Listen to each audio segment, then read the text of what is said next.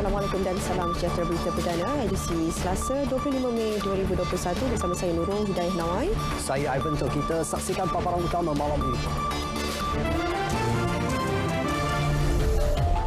Graf jangkitan COVID-19 terus meningkat, bersedia hadapi gelombang terburuk. Pendaftaran vaksin AstraZeneca pusingan kedua bermula tengah hari esok.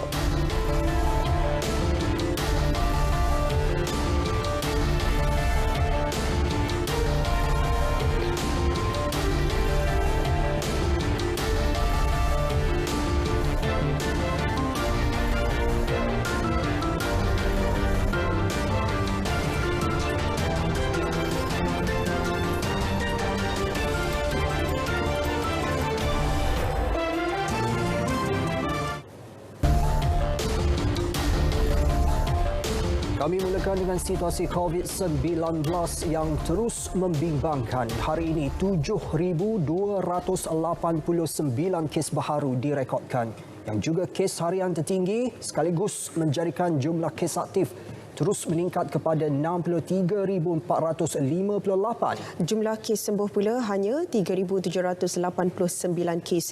60 kematian turut dilaporkan menjadikan jumlahnya kini 2,369. Berikut statistik harian COVID-19 dalam negara diikuti jumlah kes pengikut negeri.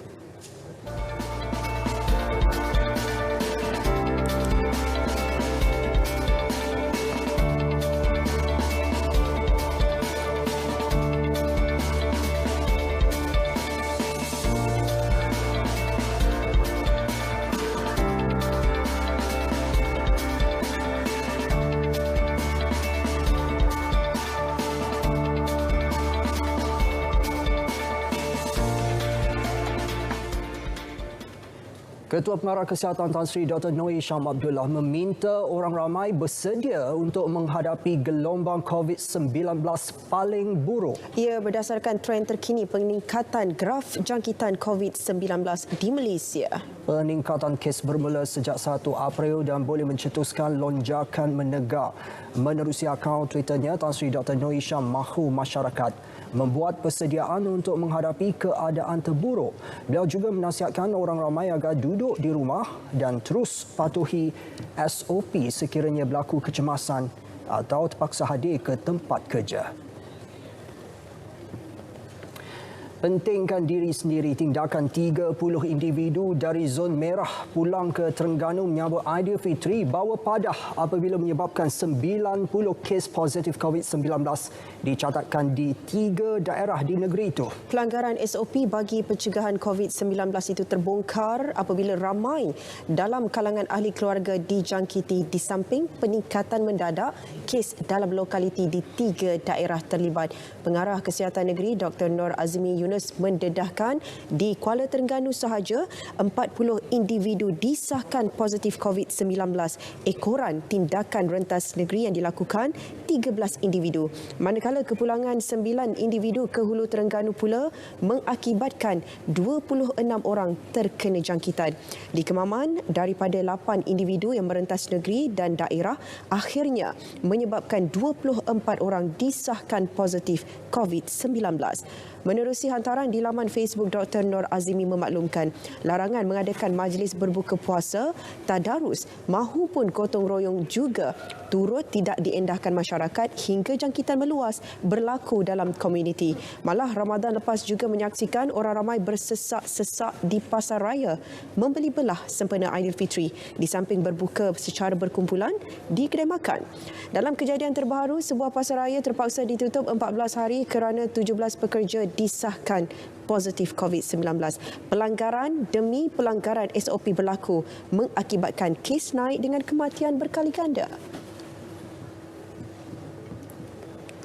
Bermula hari ini antara SOP PKP 3.0 yang diperketat. Compound juga akan dikenakan mengikut Akta Pencegahan dan Pengawalan Penyakit Berjangkit 1988 kurungan Akta 342.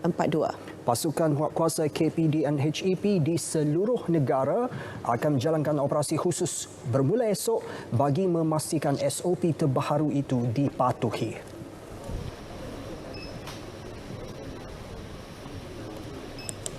fokusnya adalah pusat-pusat membeli belah yang besar seperti mall, kompleks beli belah yang mana dalam tu ada pelbagai jenis perniagaan. Jadi kita tak mahu pelanggan kita duduk terlampau lama di situ. Dan mereka seelok-eloknya merancanglah dalam 2 jam itu berapa premis mereka nak pergi, yang mana yang nak diutamakan. Kalau mereka rasa yang utama adalah untuk membetulkan cermin mata dan mungkin cermin mata itu mengambil masa yang lama, so mungkin mereka akan pergi ke situ dulu.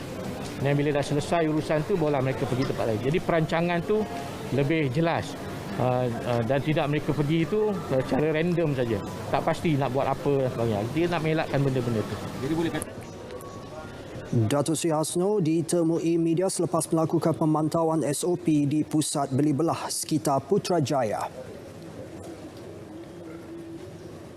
Sementara itu di Ibu Negara, pihak polis menubuhkan 21 pasukan susulan had maksimum 2 jam tersebut.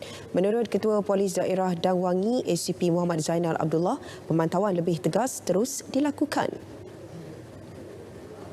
Kita akan meneruskan sehingga kita dapat mengawal dan juga selagi kerajaan menginginkan bahawa pengawalan daripada pihak berkuasa perlu diteruskan, maka kita akan meneruskan pemantauan kita dalam menangani dan juga memerangi wabak COVID-19 di negara kita.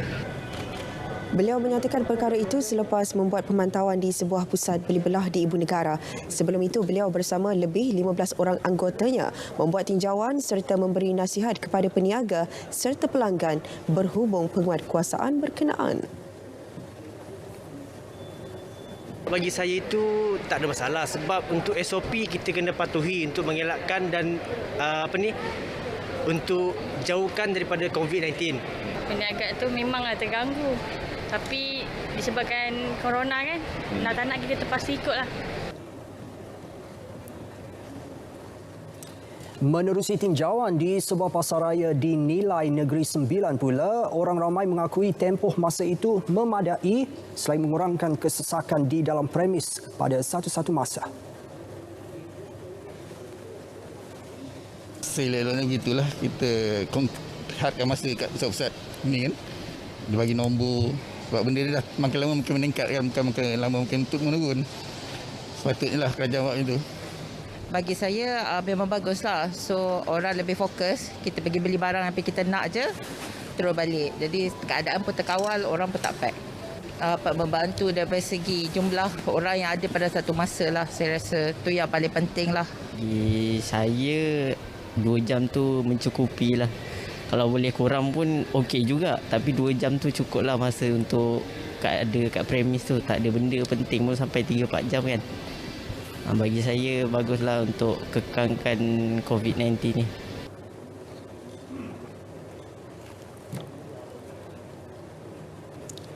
Individu berusia 60 tahun ke bawah boleh mendaftar untuk tempahan vaksin AstraZeneca pusingan kedua bermula 12 tengah hari esok. Menteri Penyelaras Program Imunisasi COVID-19 Kebangsaan, Khairi Jamaluddin berkata, sebanyak 1.26 juta dos vaksin diperuntukkan bagi pusingan kedua ini buat individu yang berada di Lembah Kelang, Pulau Pinang, Johor serta Kuching dan Miri, Sarawak. Pemberian untuk AstraZeneca bagi pusingan kedua ini akan melibatkan 4 PPV baru selain daripada PPV yang sudah sedia ada. PPV baru ini adalah Setia Spice Arena di Bayan Lepas Pulau Pinang, Persada Johor International Convention Centre di Johor Bahru, Borneo Convention Centre di Kuching, Sarawak dan IKBN Miri di Sarawak. Sementara itu, individu yang telah ada dalam senarai menunggu pada pusingan 1, mereka akan dimasukkan secara automatik di dalam pusingan yang kedua.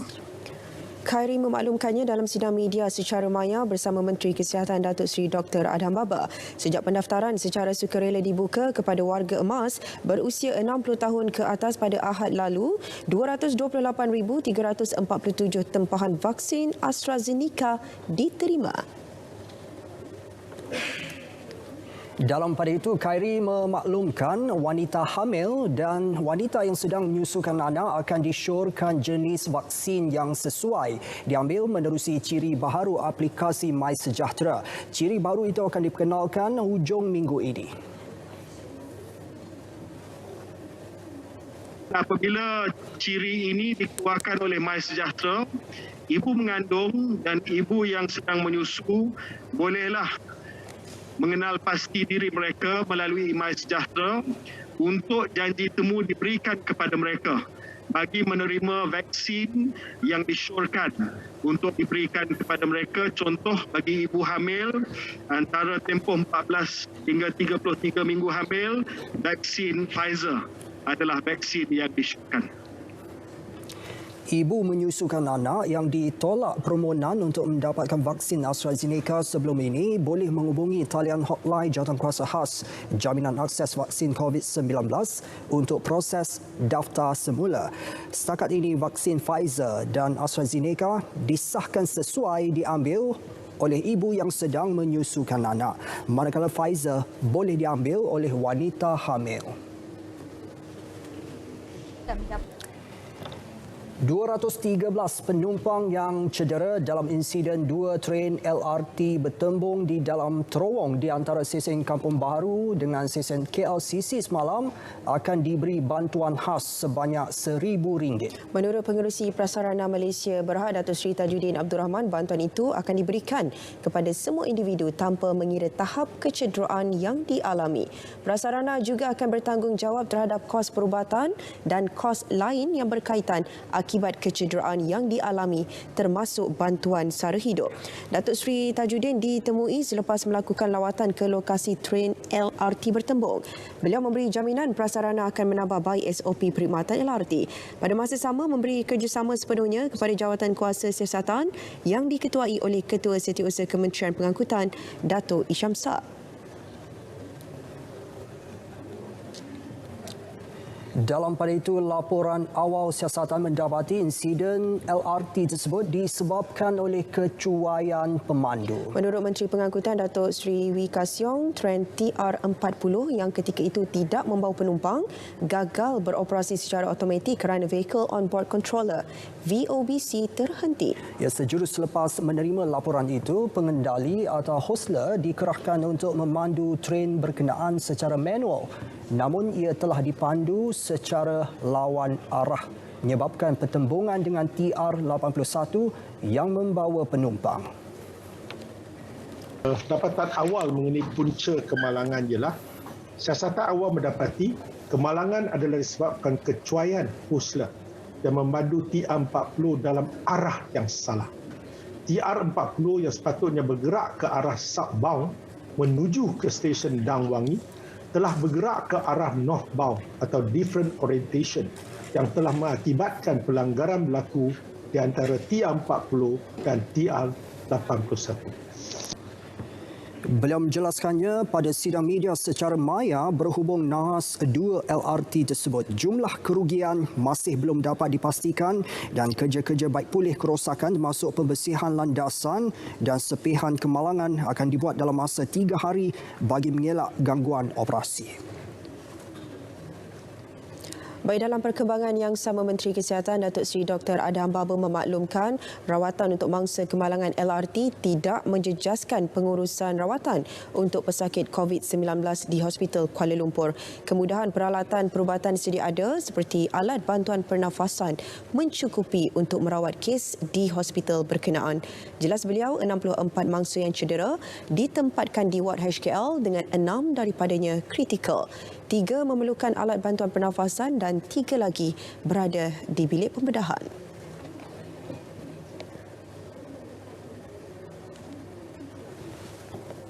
Ward COVID di SKL masih lagi tidak terganggu. Kita masih lagi dapat menggunakan resources kita. Ventilator kita telah pun allocate untuk certain cases di COVID-19 ward dan ICU serta critical care unit.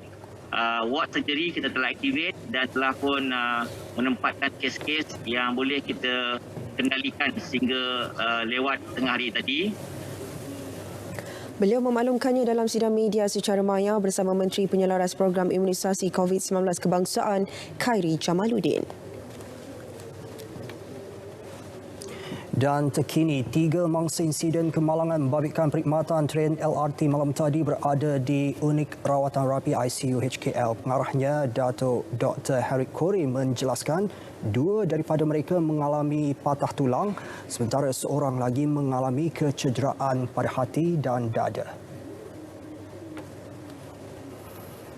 Dan 3 mangsa itu masuk ke unit rawatan rapi dengan kecederaan pendarahan otak dan telah diintubasi. 2 memerlukan pembedahan dan 1 lagi hanya memerlukan cerebral resuscitation.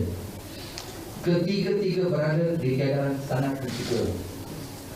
2 mengalami patah tulang di mana 1 mangsa dimasukkan ke ward dan 1 lagi yang mengalami kepatahan tulang masih di Jabatan Kecemasan menunggu untuk masuk ke ward ortopedik dan 1 lagi adalah di ward surgical. Yang di-Pertuan Agong Sultan Abdullah Riayatuddin Al-Mustafa Billah Shah juga menzahirkan duka cita dan terkejut dengan kemalangan membabitkan 2 tren LRT itu. Sri Paduka Baginda juga mendoakan semua mangsa kemalangan termasuk 6 yang kritikal dan 15 para kritikal dikurnia kesembuhan segera. Menerusi satu kenyataan Istana Negara, Al-Sultan Abdullah yang menyifatkan insiden itu sebagai serius turut menzahirkan rasa syukur kerana kesemua penumpang dalam kemalangan terbabit dapat dikeluarkan dan menerima rawatan. Penghargaan kepada semua petugas keselamatan dan kecemasan juga dizahirkan Sri Paduka Baginda atas kepantasan dan kesungguhan mereka menyelamat dan merawat mangsa kemalangan itu.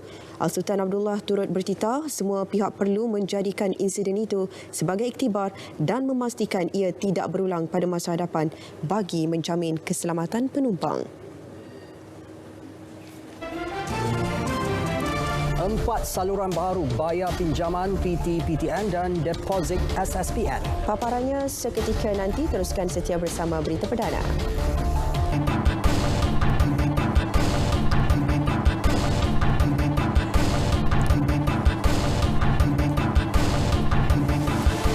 Indeks pelopor IP melonjak 17.3% pada Mac 2021, lebih tinggi berbanding 8.2% yang dicatatkan pada Januari dan 8.6% pada Februari lalu. Menteri di Jabatan Perdana Menteri Ekonomi Datuk Seri Mustafa Mohamad berkata prestasi kukuh itu disokong kenaikan dalam kesemua 7 komponen pada tempoh berkenaan. Prestasi lebih baik itu katanya selari kadar pertumbuhan ekonomi pada 6% dicatatkan Mac lalu.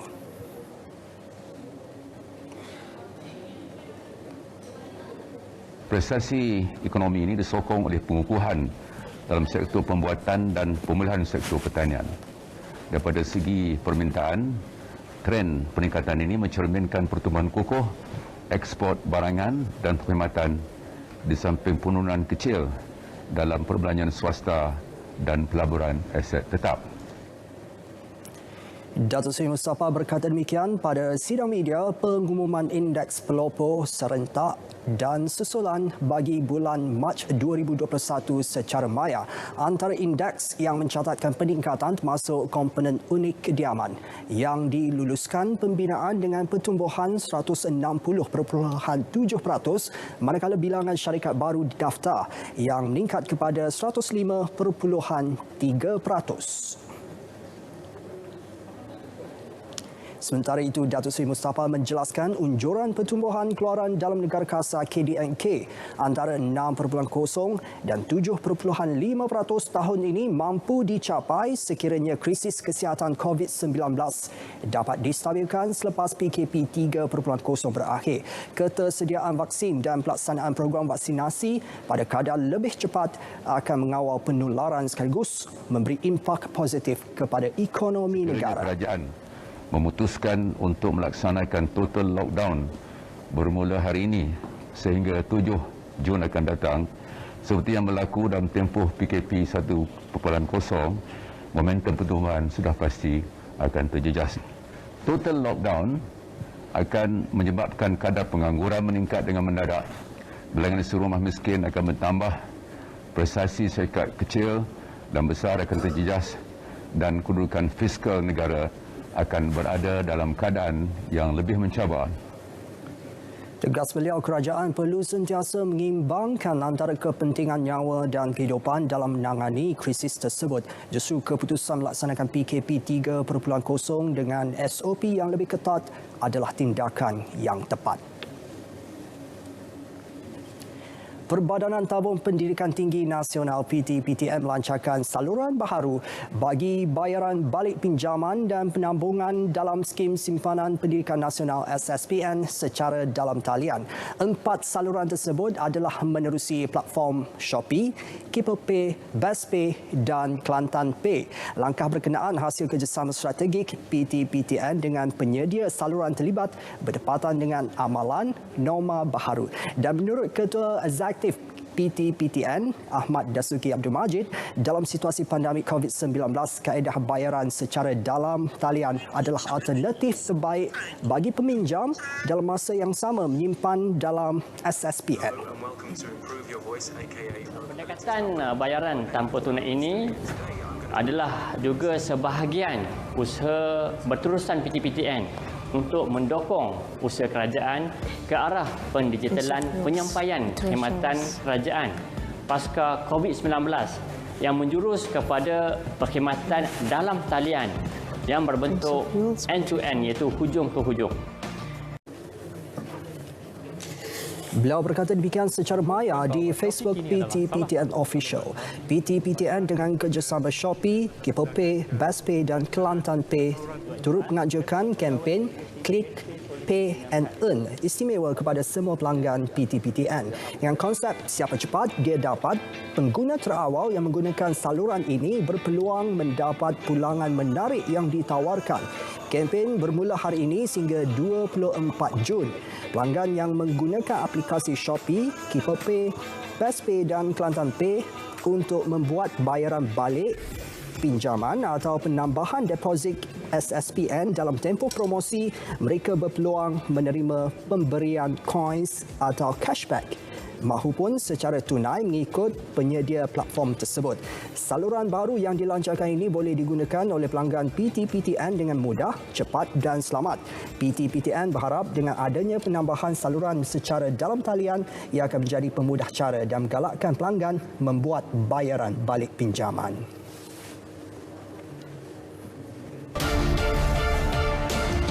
Masih bersama berita perdana.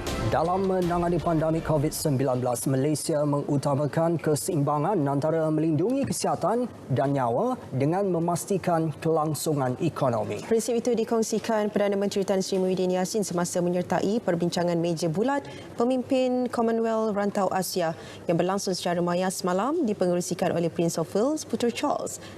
Menurut kenyataan yang dikeluarkan Pejabat Perdana Menteri, Tan Sri Muhyiddin Yassin turut memaklumkan mengenai usaha yang telah dilaksanakan kerajaan untuk menjana ekonomi kitaran dalam rancangan pembangunan Malaysia. Ia sebagai salah satu pendekatan untuk mendorong perubahan sistemik ke arah penjanaan peluang pekerjaan dan perniagaan hijau yang lebih berdaya tahan. Perdana Menteri juga menekankan kejayaan Malaysia dalam menetapkan harga sukuk kelestarian berdaulat yang pertama di dunia dalam mata wang dolar Amerika.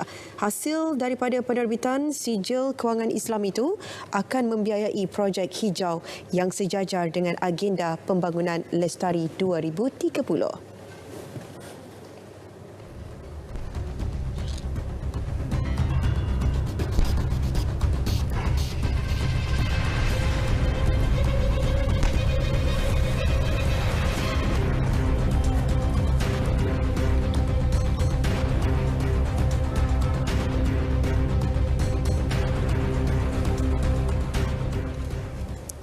Ya, kita tumpukan pula kepada perkembangan gencatan senjata Israel Hamas. Presiden Mesir Abdel Fattah al-Sisi dan rakan sejawatannya dari Amerika Syarikat Joe Biden telah mengadakan perbincangan berhubung pembangunan semula Gaza dan penyergeraan bantuan kemanusiaan. Perbincangan berkenaan adalah kali kedua antara mereka kurang dalam tempoh seminggu.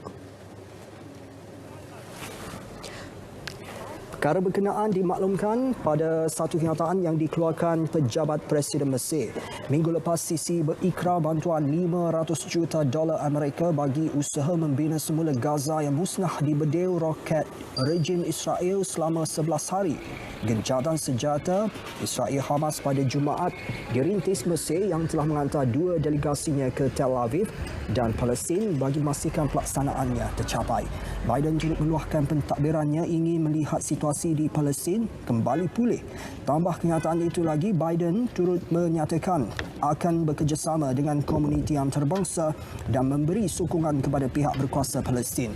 Perbincangan kedua-dua pemimpin itu dibuat susulan Setiausaha Negara Amerika Antony Blinken turut menuju ke Asia Barat.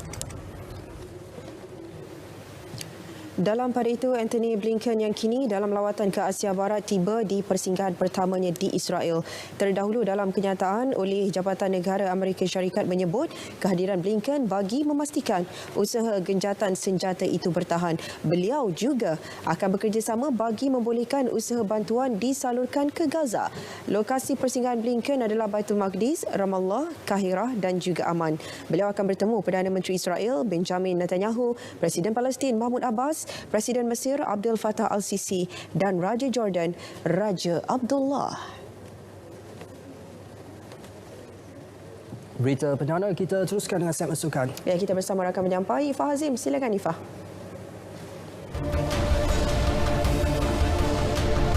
Kemelut PSM dapat perhatian Kementerian Belia dan Sukan.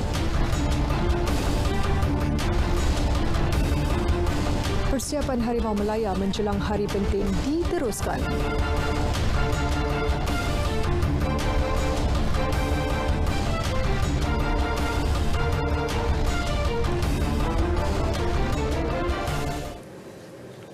Assalamualaikum dan salam sejahtera. Edisi Sukan anda bersama saya Ifah Hazim.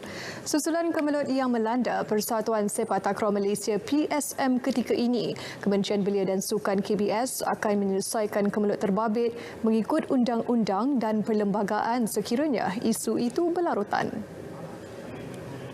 Menterinya Datuk Seri Rizal Marikan Naina Marikan bagaimanapun berkata pihaknya kini memberi ruang kepada PSM untuk menyelesaikannya mengikut prosedur yang betul. Ini kerana PSM masih mempunyai tempoh 14 hari untuk kemukakan rayuan selepas mengadakan pertemuan dengan pihak yang menarik diri bersama Pesuruhjaya Sukan PJS malam.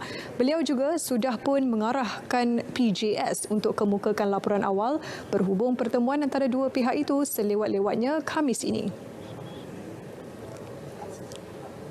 Kita kena kembali kepada pertama undang-undang, lihat kepada proses, lihat kepada peraturan, lihat kepada soal perlembagaan. Sebagai Menteri Belia dan Sukan, yang paling penting ialah bukan saya nak jaga persatuan, saya nak jaga pembangunan sukan tersebut.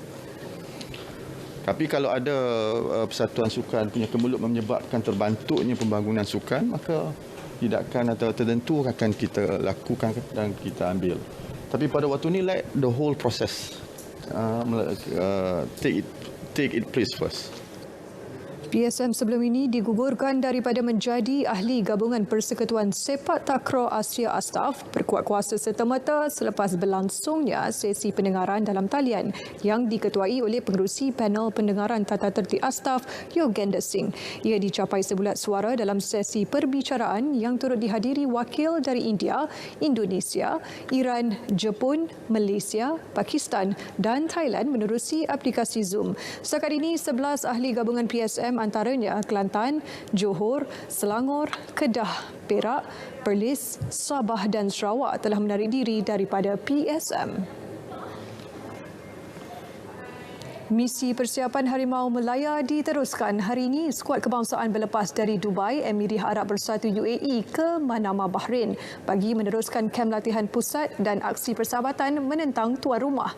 Ia merupakan pertemuan penting bagi anak buah Tan Cheng Ho menjelang baki 3 perlawanan kumpulan G pusingan 2 kelayakan Piala Dunia 2022, Piala Asia 2023. Menerusi kenyataan Persatuan Bola Sepak Malaysia FAM, skuad negara bakal menjalani latihan selama seminggu di Manama selain berdepan aksi persahabatan dengan pasukan ranking ke-99 dunia Bahrain di Stadium Bahrain pada Jumaat ini. Sebelum ini, skuad kendalian Cheng Ho menjalani latihan pusat di Dubai hampir seminggu selain mengadakan perlawanan latihan dengan Kuwait baru-baru ini yang berkesudahan Malaysia tewas 1-4. Kita sekali latih bersama, saya nampak banyak pembaruan dan banyak positif yang ada dalam skuad. Dan saya harap pada akan datang, hari-hari yang akan datang, training yang akan datang, kita akan lebih more fokus dan lebih memberi full commitment untuk skuad kebangsaan. Skuad Harimau Belaya kemudian dijadual terbang semula ke Dubai bagi persiapan terakhir menjelang aksi kelayakan bertemu UAE pada 3 Jun, Vietnam 11 Jun dan Thailand 15 Jun 2021. Pemain dan pasukan Liga Malaysia Liga M dijangka terima suntikan vaksin pada fasa ketiga program imunisasi COVID-19 kebangsaan. Bagaimanapun, menurut Ketua Pegawai Eksekutif Liga Bola Sepak Malaysia MFL, Dato' Abdul Ghani Hassan, pasukan-pasukan yang bakal berdepan Kejohanan Konfederasi Bola Sepak Asia AFC sudah menerima vaksin berkenaan atas inisiatif sendiri. Ketika ini, pasukan Johor Darul Takzim JDTSG akan menghadapi saingan peringkat kumpulan Liga Juara-Juara Asia ACL di Thailand dari 22 Jun hingga 7 Julai. Manakala Terengganu FC TFC dan Kedah Darul Aman KDA FC pula bersaing dalam peringkat kumpulan Piala ASC di Singapura bermula 29 Jun hingga 6 Julai. Abdul Ghani berkata kemungkinan besar vaksin untuk pemain Liga M dilaksanakan dalam fasa ketiga kerana buat masa ini kerajaan mendahulukan golongan yang lebih memerlukan.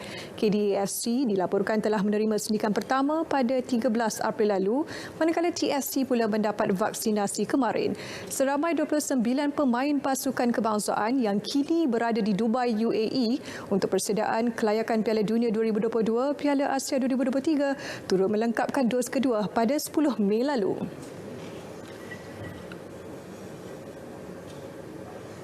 Pasukan Bola Sepak Kedah Darul Aman KDA akan mengadakan sesi latihan berpusat di Stadium Mini Baling selepas mendapat kelulusan daripada Malaysian Football League MFL. Menurut Ketua Pegawai Eksekutif KDAFC Kamal Idris Ali, keputusan itu dibuat hasil perbincangan bersama pihak pengurusan. Jelas beliau, Stadium Mini Baling dipilih selepas daerah Kota Star dikenakan perintah kawalan pergerakan diperketat PKPD. Ini sekaligus memaksa pihak pengurusan mencari tempat penginapan serta latihan baru bagi melaksanakan latihan secara camp-based training. Tambahnya lagi, pihaknya juga telah membuat persediaan awal bagi memastikan sesi latihan KDAFC nanti akan berjalan lancar. Sementara itu, jurulatih KDAFC Aidil Syarin enggan terlalu memikirkan mengenai lokasi latihan pasukan anak buahnya. Apa yang penting adalah bagi mempersiapkan pasukan sebelum ke Piala AFC pada penghujung Jun ini.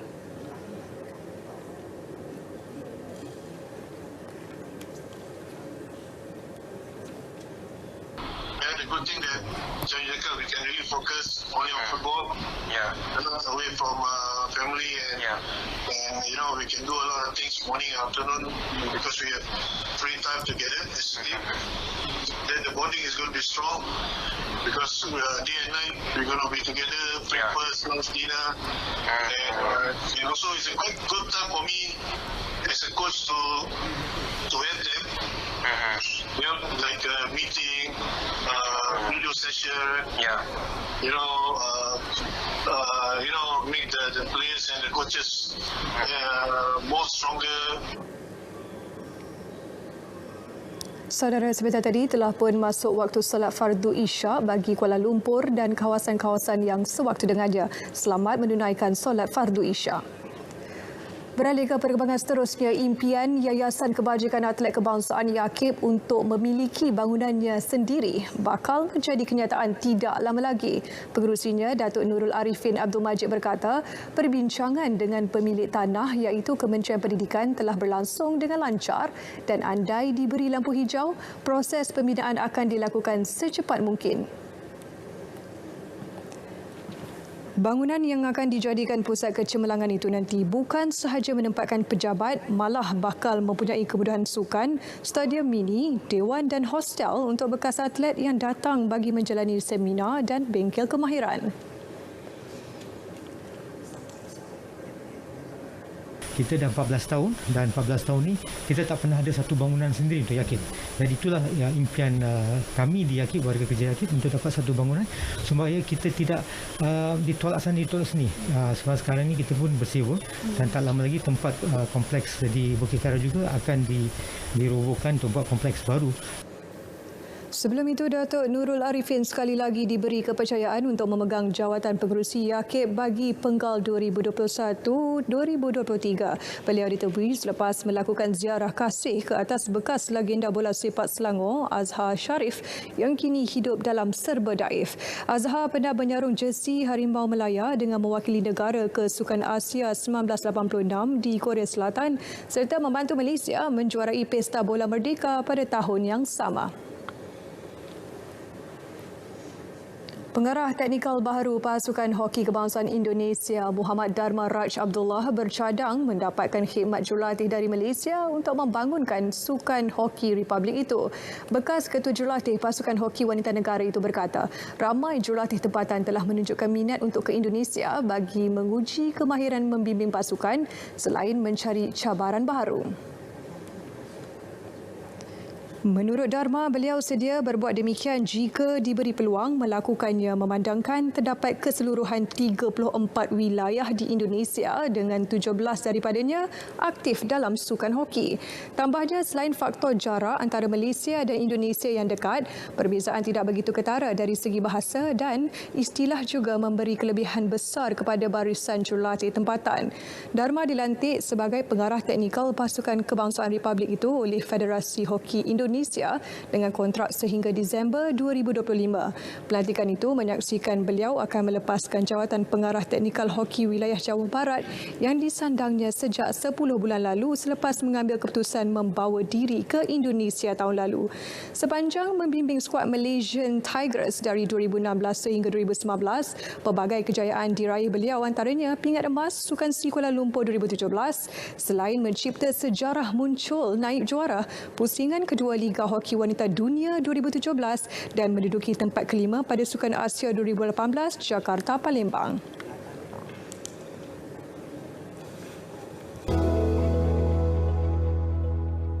Assalamualaikum dan salam sejahtera. Laporan cuaca pada malam ini dimulakan dengan melihat keadaan angin di rantau negara kita, di mana secara amnya negara kita masih lagi berada di bawah pengaruh monsun barat daya.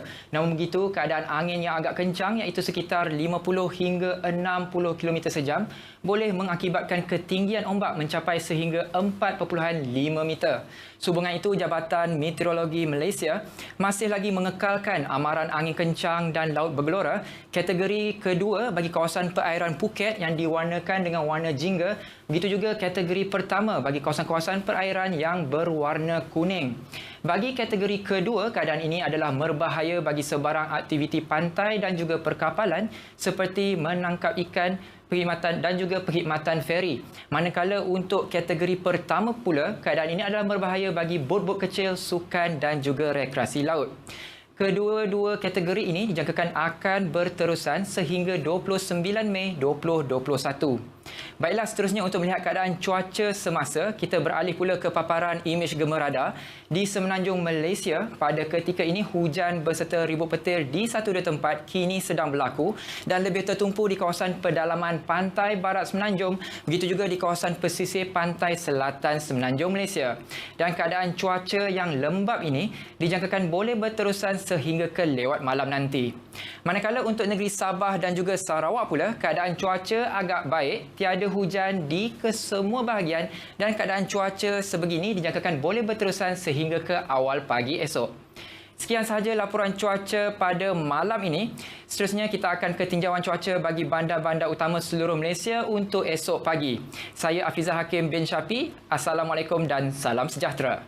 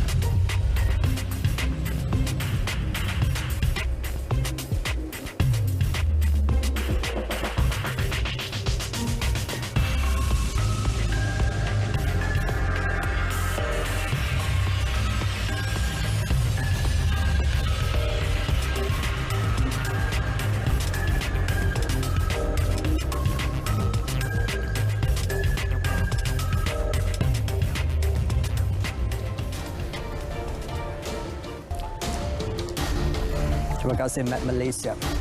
Kementerian Luar sedia membantu menyelaraskan urusan jemaah haji Malaysia mengikut bidang kuasa kementerian itu sekiranya Kerajaan Arab Saudi membenarkan ibadah tersebut dilaksanakan tahun ini. Menterinya Datuk Seri Syamuddin Tun Hussein berkata, buat masa ini Malaysia masih menunggu pengumuman rasmi daripada Kerajaan Arab Saudi berhubung perkara tersebut. Dalam kenyataannya, beliau berkata, sekiranya ibadah haji dibenarkan, Malaysia perlu meneliti jumlah keseluruhan jemaah haji dari seluruh dunia yang dibenarkan serta kota untuk jemaah haji negara. Selain itu, beliau berkata setiap agensi dan pihak berkuasa yang terlibat perlu bekerjasama bagi memastikan rakyat Malaysia yang akan ke Tanah Suci untuk mengerjakan ibadah haji tahun ini mematuhi SOP termasuk berkaitan keperluan vaksinasi yang ditetapkan oleh Kerajaan Arab Saudi. Menurut Isyamuddin, beliau senada dengan kenyataan yang dikeluarkan Menteri di Jabatan Perdana Menteri Hal Ehwal Agama Dato' Dr. Zulkifli Muhammad Al-Bakri semalam mengenai pelaksanaan ibadah haji.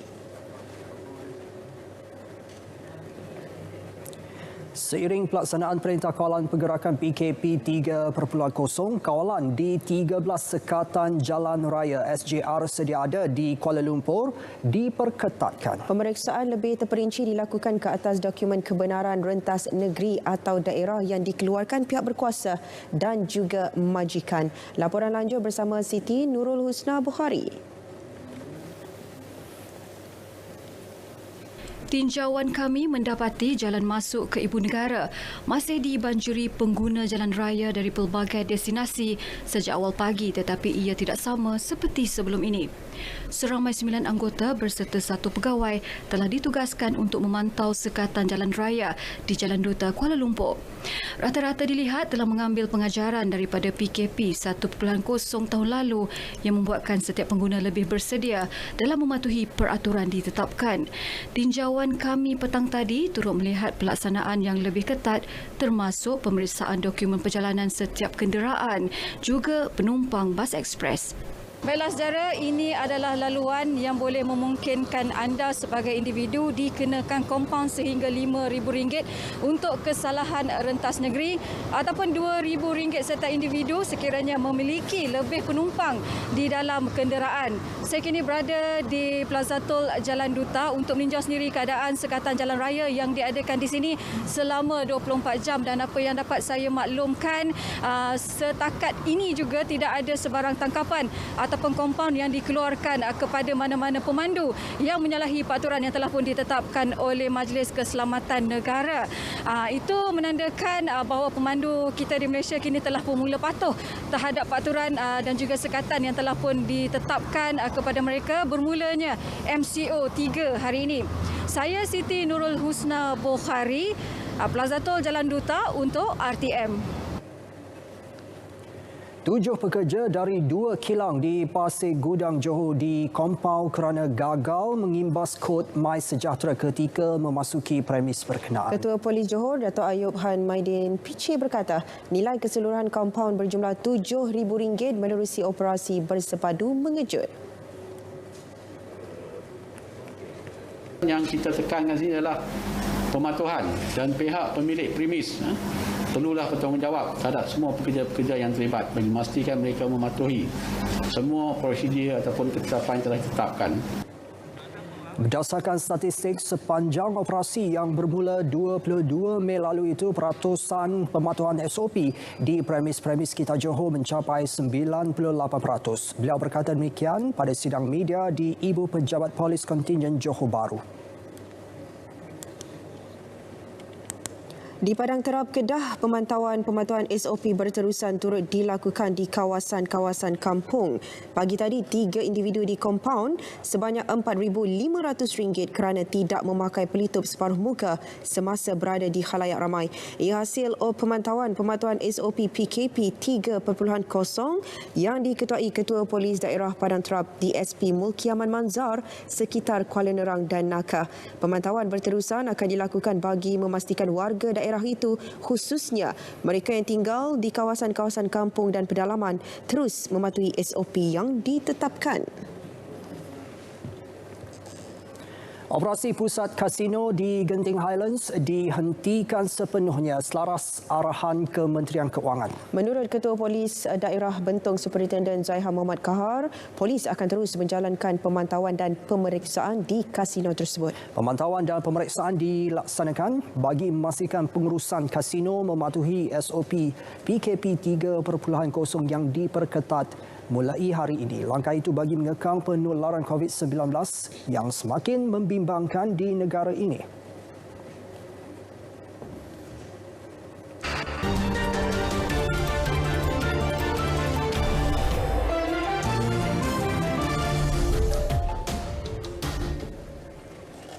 Hari panih ngapolah tak nyomo, biasa mo nyomo, tongalanan laman.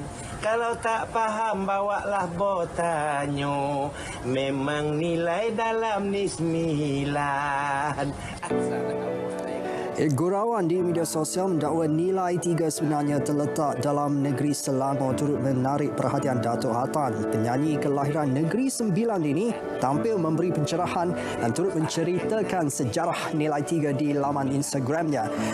Tegas beliau, Jabatan Ukur dan Pemetaan Malaysia mengesahkan nilai 3 terletak di Negeri Sembilan. Budak berumur 10 tahun dari Scotland diiktiraf pemain catur yang hebat apabila menewaskan Grandmaster Bogdan Lalich dari Croatia pada satu pertandingan di United Kingdom Mac lalu. Frederick Walhausen-Gordon atau nama sapaannya Freddy mula bermain catur pada usia 6 tahun. Kemudian ibu bapanya menghantar Freddy ke Akademi Catur Edinburgh untuk mengikuti latihan secara profesional. Dia juga akan menonton video pencatur berkelas dunia bertanding untuk mempelajari pelbagai teknik dalam permainan catur. Hasilnya, Freddy berjaya menjadi juara catur United Kingdom di bawah usia 10 tahun dan dinobatkan pencatur terbaik Scotland di bawah 18 tahun. Rakaman video memaparkan seekor kucing menyelinap masuk ke dalam sebuah kedai sebelum mencuri lauk di pinggan seorang lelaki menghiburkan hati warganet. Kucing itu memasuki ruang kedai menerusi laluan bawah kabinet kaca. Ketika lelaki itu leka menonton video muzik di telefon pintarnya, kucing tersebut bertindak mengambil makanan dan melarikannya. Berita perdana edisi 25 Mei berakhir di sini. Pastikan anda sentiasa patuhi SOP untuk putuskan rantaian jangkitan COVID-19. Dan dalam masa yang sama, kita teruskan berdoa untuk keselamatan rakyat Palestin. Dengan ini, Assalamualaikum. Salam sejahtera.